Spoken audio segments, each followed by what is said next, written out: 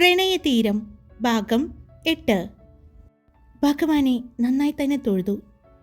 ഇന്ന് ഈ നടയിൽ വെച്ച്, അങ്ങയുടെ തിരുമുമ്പിൽ വെച്ച് അവളെ ഈ നെഞ്ചിലേക്ക് ചേർത്ത് തന്നതിന് 1000 നന്ദി. എൻ്റെ ഈ തൃശൂലത്തിൽ അവളെ കോർത്തതുപോലെ എൻ്റെ പേരെഴുതിയ ഒരു താലി മഞ്ഞച്ചരടിൽ കോർത്ത് അവളുടെ നെഞ്ചിലിടാനുള്ള ഭാഗ്യം കൂടി തരണേ എന്ന് അവൻ മനമൊരുക്കി പ്രാർത്ഥിച്ചു. നിങ്ങൾ തൊഴുതു കഴിഞ്ഞോ? എന്നാ വാ, നമുക്ക് പുറത്തേക്കിറങ്ങാം. ആദി കല്യാണിയെ ഒന്നുകൂടി കാണാൻ വേണ്ടി നടയിൽ നിന്നും പുറത്തേക്കിറങ്ങി. കല്യാണിയും ദേവും ഉപദേവതകളെ പ്രദക്ഷിണം വെച്ച് വരുമ്പോൾ ആദിയും ശരത്തും ശിവയും നിൽക്കുന്നത് കണ്ടു. എൻ്റെ കല്ലു, ഇതെന്തായി കാണുന്നത്? 3 സുന്ദരന്മാർ മുന്നിൽ നിൽക്കുന്നു. ഇപ്പോൾ ഒരു പൂമാല കിട്ടിയിട്ട് അത് ഇഷ്ടമുള്ള ഒരു വരനെ തിരഞ്ഞെടുക്കാൻ പറഞ്ഞ ഞാൻ എന്തു ചെയ്യും? എൻ്റെ ദൈവമേ! ആദിത്യ ഡോക്ടറെ വേണോ, ശരത്തിനെ വേണോ, ശിവയെ വേണോ? എൻ്റെ ദേവു, നീ ഒന്നും മിണ്ടാതിരുന്നേ, ഇല്ലെങ്കിൽ നീ പറക്കല്ലോ, നീ ആരെ തിരഞ്ഞെടുക്കും? ദേവു, നീ എൻ്റെ കയ്യിൽ നിന്ന് വാങ്ങിക്കും കേട്ടോ. നിന്നോട് ചോദിച്ച എന്നെ വേണം തല്ലാൻ, ദേവു പറഞ്ഞു. ഞാനാണെങ്കിൽ ആദിത്യ ഡോക്ടറെ തിരഞ്ഞെടുക്കും. കണ്ട ഒരു സിനിമ നടനെ പോലെയില്ലേ, എന്താ ഭംഗി. പക്ഷേ ആ പുള്ളി നിന്നെയാ നോട്ടമിട്ടിരിക്കുന്നത് എന്ന് എനിക്ക് തോന്നുന്നു. ദേവു, ഞാൻ വല്ലത് പറയും കേട്ടോ, നീ ഒന്നും മിണ്ടാതിരുന്നേ, അവർ കേൾക്കും കേട്ടോ. ശരത്തെന്താ ഈ അമ്പലത്തിൽ? കല്യാണി ചോദിച്ചു. ഞാൻ നിന്നെ കാണാൻ വന്നതാ കല്യാണി. അച്ചുവിൽ നിന്നും ഇന്ന് നീ ഇവിടെ വരുമെന്ന് അറിഞ്ഞു. വിനോദ് എന്നെ വിളിച്ചു പറഞ്ഞു. ഇത്രയും ദിവസം നിന്നെ കാണാതെ എൻ്റെ ചങ്ക് പിടയുകയായിരുന്നു. കല്യാണി, നീ ഇത് വല്ലതും അറിയുന്നുണ്ടോ? ശരത്ത് മനസ്സിൽ പറഞ്ഞതാട്ടോ. ഏയ് ശരത്ത്, താനെന്താ ഇവിടെയെന്ന് ദേവു വീണ്ടും ചോദിച്ചു. അത് ദേവു, ഈ അമ്പലത്തിലേക്ക് ഒരു വഴിപാടുണ്ടായിരുന്നു, അത് കഴിപ്പിക്കാൻ വന്നതാ. ഇപ്പോൾ വിനോദം വരും, അവനാ പറഞ്ഞത് ഈ അമ്പലത്തെക്കുറിച്ച്, ശരത്ത് പറഞ്ഞു. ശിവ, ഇന്നു മുതൽ ഞങ്ങൾ ക്ലാസ്സിന് വരുമെന്ന് ഗംഗ ടീച്ചറോട് പറയണേ, കല്യാണി പറഞ്ഞു. പറയാം കല്ലു. എന്നാൽ ശരി, ഞങ്ങൾ പോയിക്കോട്ടെ, കോളേജിൽ പോകാനുള്ളതാണ്. കല്യാണി അവരോട് യാത്ര പറഞ്ഞ് ആദിത്യയെ ഒന്ന് നോക്കി. അവൻ്റെ ചുണ്ടിൽ ഒരു പുഞ്ചിരി അപ്പോഴുണ്ടായിരുന്നു. അവളുടെ നോട്ടം നെഞ്ചിൽ കിടക്കുന്ന തൃശൂലത്തിലേക്ക് ആയി. അതിലിപ്പോഴും തൻ്റെ കുറച്ചു മുടി ഉണ്ടായിരുന്നു. കല്യാണിയുടെ നോട്ടം മനസ്സിലായ ആദി ആ തൃശൂലത്തിൽ വലത് കൈയാൽ പൊതിഞ്ഞു പിടിച്ചു. അവൻ്റെ പ്രവൃത്തി കണ്ട കല്യാണി വേഗം അമ്പലത്തിൽ നിന്നും പുറത്തേക്ക് നടന്നു. കല്യാണിയും ദേവും വീട്ടിലെത്തി. ഞാൻ വേഗം റെഡിയായിട്ട് വരാവേ എന്ന് പറഞ്ഞു ദേവു പോകാൻ ഇറങ്ങി. പെട്ടെന്ന് എന്തോ ഓർത്തതുപോലെ, ഡാ കല്ലു, നമ്മുടെ ക്ലാസ് ഇൻചാർജായിട്ട് പുതിയൊരു അവതാരം വന്നിട്ടുണ്ട്. പേര് ധ്രുവ് കൃഷ്ണ. നല്ല ഭംഗിയുണ്ട് കാണാൻ. ഇപ്പോൾ ക്ലാസ്സിലിരിക്കാൻ നല്ലൊരു സുഖമൊക്കെയുണ്ട്. എൻ്റെ കാര്യം മാത്രമല്ല കേട്ടോ, നമ്മുടെ ക്ലാസ്സിലെ എല്ലാ പിടക്കോഴികളുടെ അവസ്ഥ ഇതാണ്. ഇനി എല്ലാവരും മുടങ്ങാതെ വന്നുകൊള്ളും. ഞാൻ വേഗം പോയി ഒരുങ്ങി സുന്ദരിയായിട്ട് വരാം.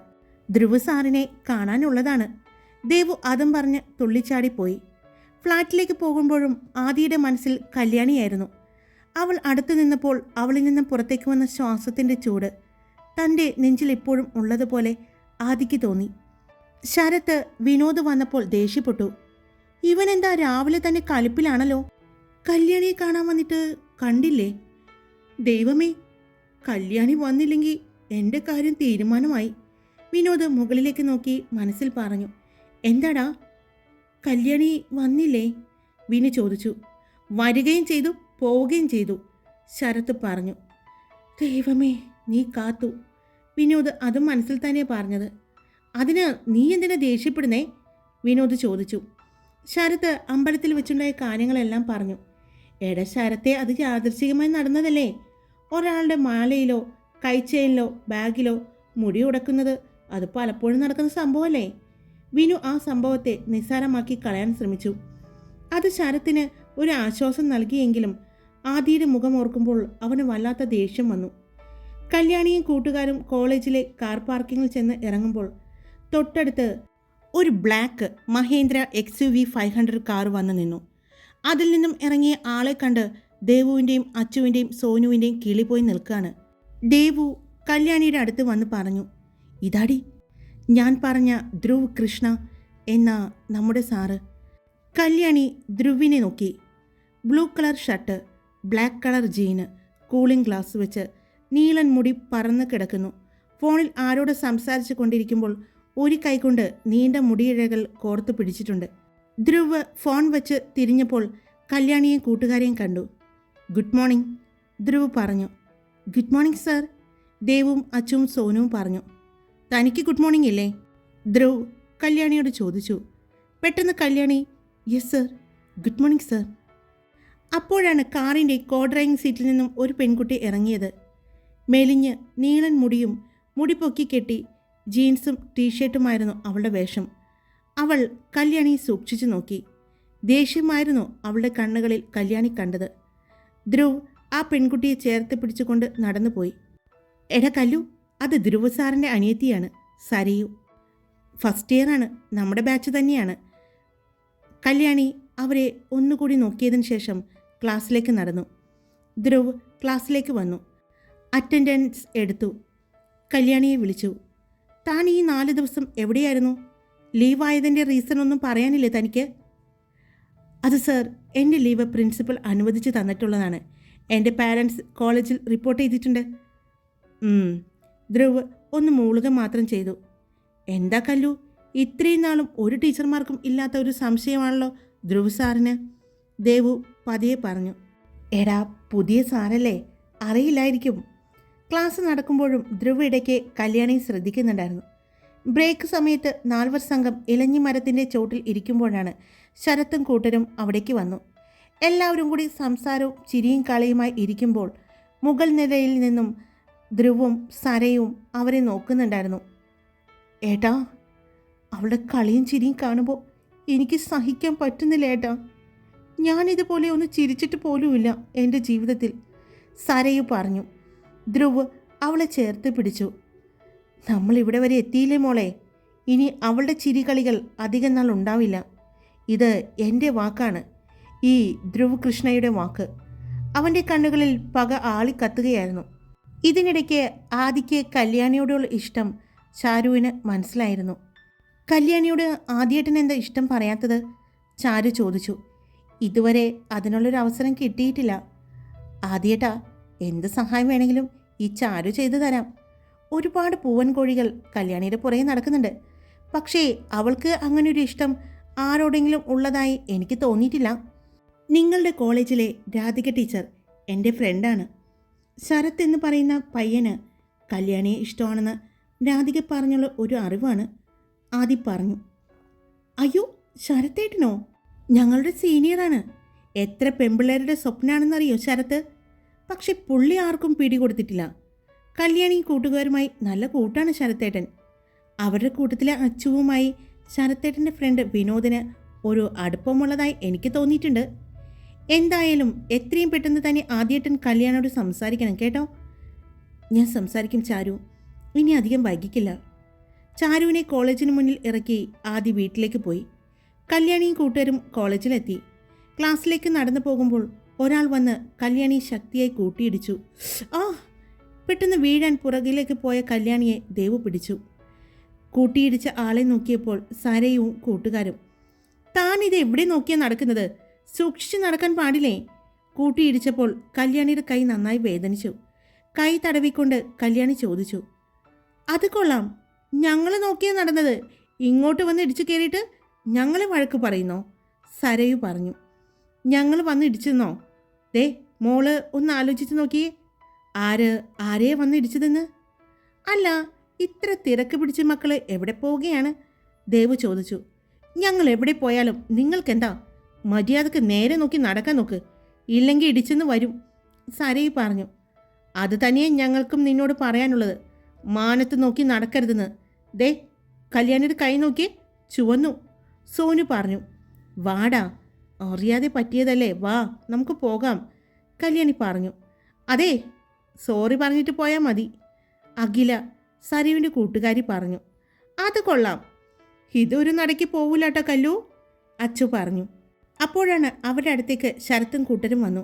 ഇവരുടെ ബഹളം കേട്ട് കുറച്ച് കുട്ടികൾ ചുറ്റും കൂടി നിൽക്കുന്നുണ്ടായിരുന്നു. എന്തു പറ്റി ദേവു? ശരത്ത് ചോദിച്ചു. ശരത്തേട്ടാ, ദേ ഇവളുമാർ വന്ന് കല്യാണിയും വന്ന് ഇടിച്ചു. ദേ കല്ലുവിൻ്റെ കൈ ചുവന്നിട്ടുണ്ട്. ശരത്ത് നോക്കിയപ്പോൾ കല്യാണിയുടെ കൈത്തണ്ട ചുവന്ന് കിടക്കുന്നു. അവളുടെ മുഖത്തേക്ക് നോക്കിയപ്പോൾ കണ്ണുകൾ നിറഞ്ഞിട്ടുണ്ട്. ഇങ്ങനെ ചുവന്ന് കിടക്കണമെങ്കിൽ നല്ല ശക്തിയിലുള്ള ഇടിയായിരിക്കണമല്ലോ എന്ന് പറഞ്ഞ് അവൻ മുഖം തിരിച്ച് സരയുവിനെയും കൂട്ടുകാരെയും നോക്കി. അവൻ്റെ മുഖത്തെ ദേഷ്യം കണ്ടപ്പോൾ സരയുവിനും ഗ്യാങ്ങിനും ഒരു ചെറിയ പേടി തോന്നി.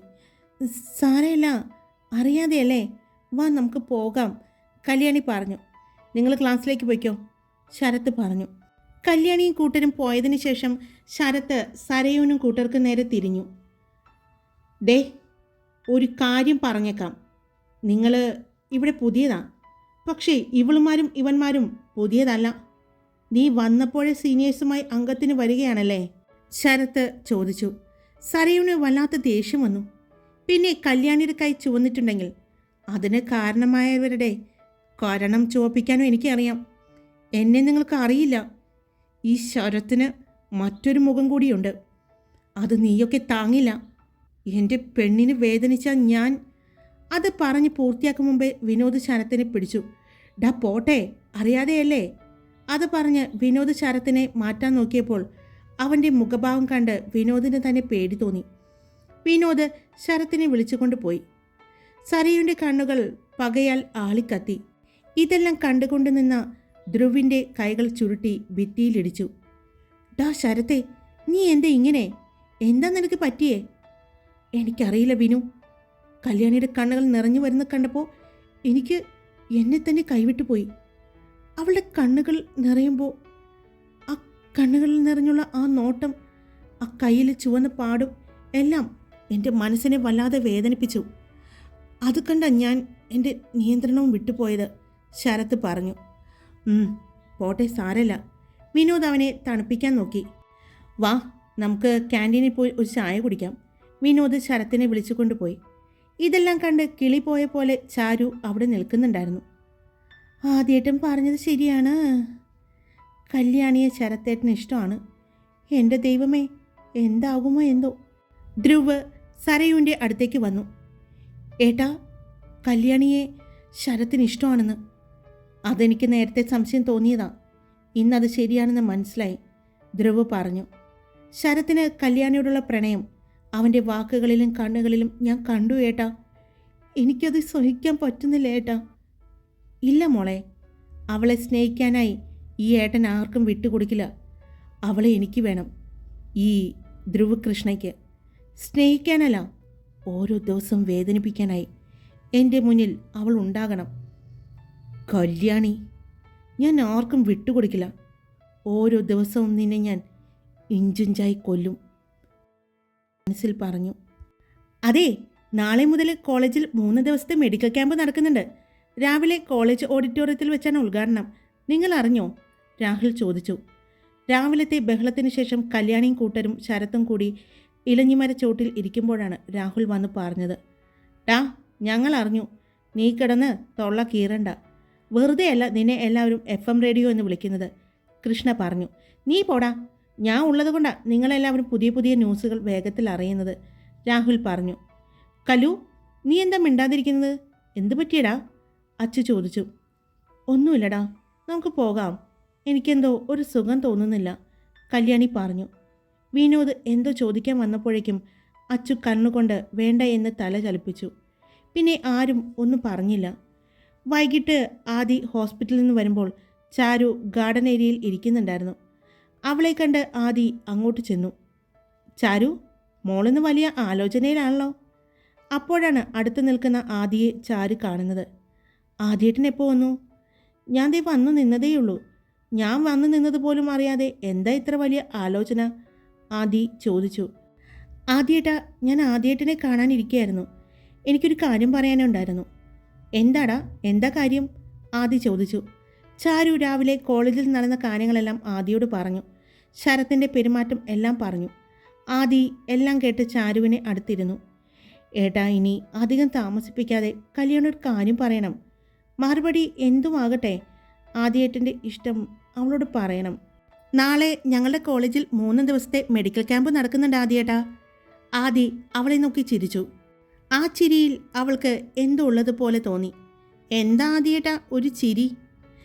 നാളെ നിങ്ങളുടെ കോളേജിലെ മെഡിക്കൽ ക്യാമ്പിൽ വരുന്ന നമ്മുടെ ഹോസ്പിറ്റലിലെ ഡോക്ടർമാരും സ്റ്റാഫുമാണ്.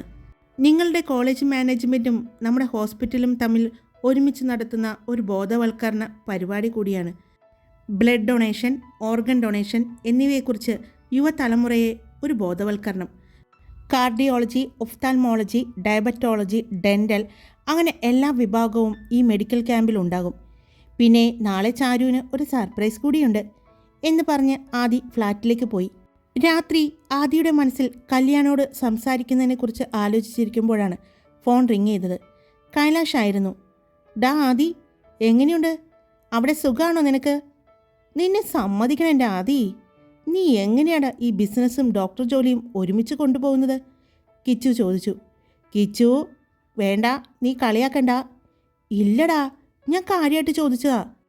ഞാൻ ഇമ്പോർട്ടൻ്റായ കേസുകളാണ് ഹോസ്പിറ്റലിൽ അറ്റൻഡ് ചെയ്യുന്നുള്ളൂ കിച്ചു. നമ്മുടെ ഹോസ്പിറ്റലുകളിൽ എല്ലാം ഞാൻ അർജൻറ്റായി ചെയ്യേണ്ട കേസുകൾ അറ്റൻഡ് ചെയ്യും. ബാക്കി സമയം ബിസിനസ്സും. ഞാൻ നിന്നെ വിളിച്ചതേ ഒരു കാര്യം പറയാനാ. നിനക്ക് ഞങ്ങളെ പെങ്ങളെ കിട്ടാനുള്ള ഭാഗ്യമില്ലടാ. മുത്തച്ഛൻ അവൾക്ക് വേണ്ടിയുള്ള പയ്യനെ കണ്ടുപിടിച്ചു. ഞാൻ ഫോട്ടോ കണ്ടു, കാണാൻ നല്ല ഭംഗിയുണ്ട്. നിൻ്റെ അത്ര ഒന്നും വരില്ല കേട്ടോ, എങ്കിലും കൊള്ളാം, കിച്ചു ചിരിച്ചുകൊണ്ട് പറഞ്ഞു. വേണ്ട മോനെ, നീ കുറേ നേരം എന്നെ വാരുന്നു, ആദി പറഞ്ഞു. പിന്നെ 2 ആഴ്ച കഴിഞ്ഞ് ഞങ്ങൾ നാട്ടിലേക്ക് വരും. നിന്നോട് ഞാൻ പറഞ്ഞില്ലേ, മുത്തച്ഛൻ്റെ 80ാം പിറന്നാളാണ്. അന്ന് ഞങ്ങളുടെ മോളുടെ കല്യാണം ഉറപ്പിക്കും. നീ വരണം, ഒരു ഒഴിവും പറയണ്ട കേട്ടോ, കിച്ചു പറഞ്ഞു. ഞാനുണ്ടാവും എന്തായാലും. എനിക്ക് കിട്ടാതെ പോയ നിങ്ങളുടെ രാജകുമാരിയെ കാണാനും അവളുടെ രാജകുമാരനെ കാണാനും, ആദി ചിരിയോടെ പറഞ്ഞു. എന്നാൽ ശരിയടാ, ഞാൻ വരുന്ന ദിവസം അറിയിക്കാം. നമുക്ക് ഒരുമിച്ച് തറവാട്ടിലേക്ക് പോകാം, കിച്ചു പറഞ്ഞു.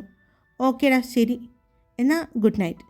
രാവിലെ കോളേജിൽ കല്യാണിയും കൂട്ടരും എത്തുമ്പോൾ മെഡിക്കൽ ക്യാമ്പിൻ്റെ ബാനർ കോളേജ് ഗേറ്റിൽ കെട്ടിയിരുന്നു.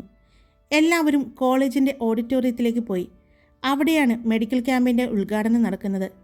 കല്യാണിയും കൂട്ടുകാരും ഓഡിറ്റോറിയത്തിലേക്ക് ചെല്ലുമ്പോൾ അത്യാവശ്യം സീറ്റുകളെല്ലാം ഫില്ലായിരുന്നു. വിനോദ് അവരെ കൈ കാണിച്ച് വിളിച്ചു. അവർ അങ്ങോട്ട് ചെന്നു. അവിടെയുള്ള സീറ്റുകളിൽ ഇരുന്നു. കല്യാണിയുടെ അടുത്ത സീറ്റിൽ ആരോ വന്നിരിക്കുന്നത് കണ്ട് നോക്കിയപ്പോൾ ചാരുലത അവളെ നോക്കി ചിരിച്ചു. കുറച്ചു കഴിഞ്ഞ് ഓഡിറ്റോറിയത്തിലേക്ക് പ്രിൻസിപ്പൽ ഉൾപ്പെടെ വിശിഷ്ട അതിഥികൾ എത്തിയിരുന്നു. അതിൽ ഡോക്ടർമാരും ഉണ്ടായിരുന്നു. വെൽക്കം സ്പീച്ച് ചെയ്യുന്നതിനിടയിൽ ഒരു വിശിഷ്ട അതിഥിയെക്കുറിച്ച് പറഞ്ഞു. ചെറുപ്പത്തിൽ തന്നെ ഏറ്റവും മികച്ച ഡോക്ടർക്കുള്ള അവാർഡ് വാങ്ങിയ ഒരാൾ, മാത്രമല്ല നല്ല ബിസിനസ് മാനും കൂടിയാണ് നമ്മുടെ chief guest, doctor Aditya Varma. ആ പേര് പറയുമ്പോൾ ചാരുലത കല്യാണി നോക്കി. അവളുടെ കണ്ണുകൾ ഒന്ന് വിടർന്നതുപോലെ ചാരുവിന് തോന്നി. ആദിത്യ ഓഡിറ്റോറിയത്തിൽ വന്നു. നിറഞ്ഞ കയ്യടിയോടെയാണ് എല്ലാവരും ഡോക്ടർ ആദിത്യയെ സ്വീകരിച്ചത്. ഹായ്, എല്ലാവരും സുഖമായിട്ടിരിക്കുന്നോ? ഞാൻ സുഖമായിട്ടിരിക്കുന്നു. അപ്പോൾ സ്റ്റോറി ഇട്ടിട്ടുണ്ട്. ഈ സ്റ്റോറി കേട്ട ആൾക്കാർക്കും കേൾക്കാത്ത ആൾക്കാർക്കും വേണ്ടി കൂടി പറയുകയാണേ. നിങ്ങളുടെ അഭിപ്രായങ്ങൾ ഒന്ന് പറഞ്ഞോളൂ കേട്ടോ. പിന്നെ പഴയ സ്റ്റോറിയിൽ സൂര്യൻ എന്ന് പറഞ്ഞ കഥാപാത്രത്തെ പേര് ഞാൻ മാറ്റിയിട്ടുണ്ട്, ധ്രുവ് കൃഷ്ണ എന്നാക്കിയിട്ടുണ്ട്. ഇപ്പോൾ നമ്മുടെ ഒരു സ്റ്റോറിയിൽ സൂര്യനാരായണൻ ഉള്ളത് കൊണ്ടാണ് ആ പേരിന് ഞാൻ മാറ്റം വരുത്തിയിരിക്കുന്നത്. ഇപ്പോൾ സൂര്യനാരായണൻ എന്ന പേരിന് മാറ്റി അവിടെ ധ്രുവ് കൃഷ്ണ എന്നാണ് ഈ സ്റ്റോറിയിൽ പറയുന്നത്. അപ്പോൾ എല്ലാവർക്കും ഇഷ്ടപ്പെട്ടാൽ ലൈക്ക് ചെയ്യുക, നിങ്ങളുടെ അഭിപ്രായങ്ങൾ കമൻറ്റ് ചെയ്യുക. സബ്സ്ക്രൈബ് ചെയ്ത് കേൾക്കുന്നവരുണ്ടെങ്കിൽ സബ്സ്ക്രൈബ് ചെയ്ത് സപ്പോർട്ട് ചെയ്യുക. Love you all. It's me Karthika.